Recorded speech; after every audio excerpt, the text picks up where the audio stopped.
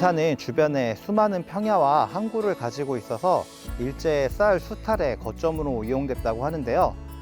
당시 원활한 수탈을 위해서 다양한 사회 간접 시설들을 건설을 했고 일본인들이 많이 이주해서 살게 되었습니다.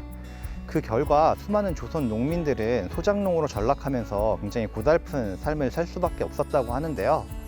오늘은 독립기념관에서 소개하는 나라사랑 역사의 길 군산 코스를 따라서 여행을 한번 해보도록 하겠습니다. 가시죠. 군산에서의 착취가 극심해지자 조선인들은 항만 노동자와 정미소 선미공들의 파업, 소작쟁이 등을 통해 일제 수탈에 맞서 싸우게 되었습니다.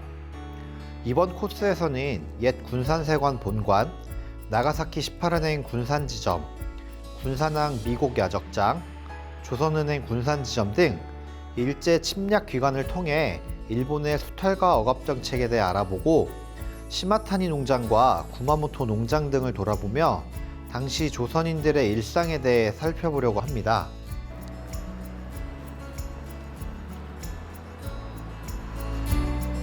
조선은행 군산지점은 1923년 일제강점기 때 식민지 수탈을 위해 지어진 금융시설이었어요.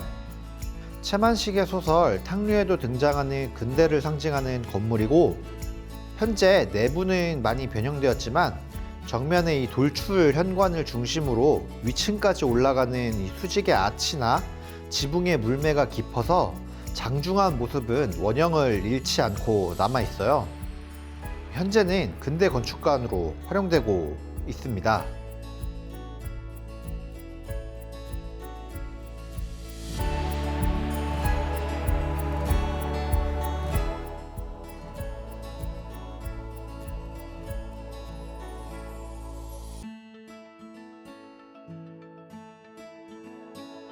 이곳 부잔교는 서해의 그 높은 수위, 그러니까 조수간만의 차에 영향을 받지 않고 배를 정박하기 위해서 만들어졌다고 해요. 당시 군산에 10여 곳이 넘는 정미소가 밤낮 없이 가동되고 이곳 야적장에 쌀이 산더미처럼 쌓였다고 하는 걸 보면 당시 일본이 얼마나 조선 농민들을 가혹하게 수탈했는지 알 수 있는 장소라고 할 수 있겠습니다.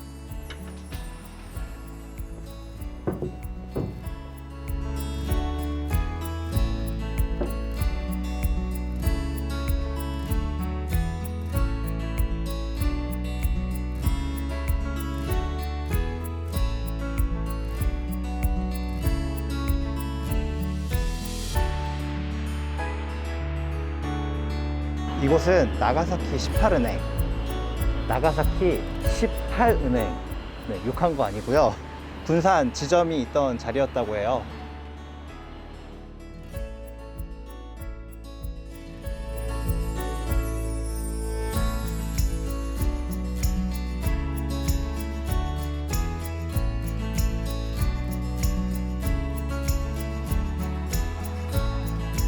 길을 따라 조금 더 가면 군산 근대역사박물관이 나오는데요. 군산의 근대 문화 및 해양 문화를 주제로 하는 특화 박물관이라고 하니까 여행하기 전에 들러서 군산의 역사와 문화를 미리 보고 여행을 시작하는 것도 좋을 것 같아요.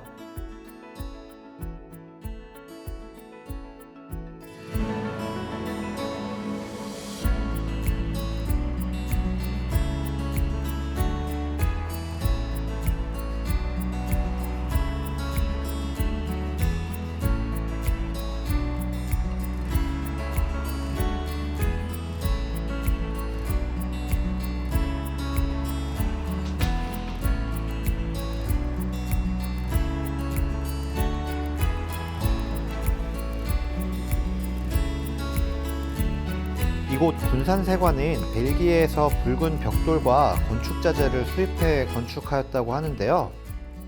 서양 고전주의 건축물 중 하나로 유명한데 예전에는 수많은 부속 건물이 있었지만 지금은 본관만 남아있다고 하네요.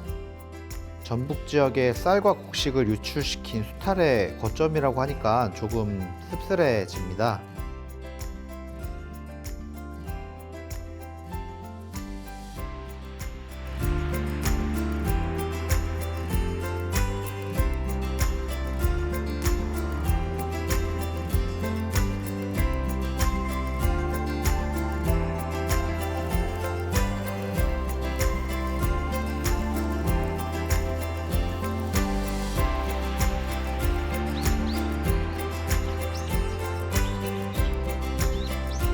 월명공원은 일제강점기 금비라 신사가 있던 곳으로 지금의 수시탑 부근이라고 해요.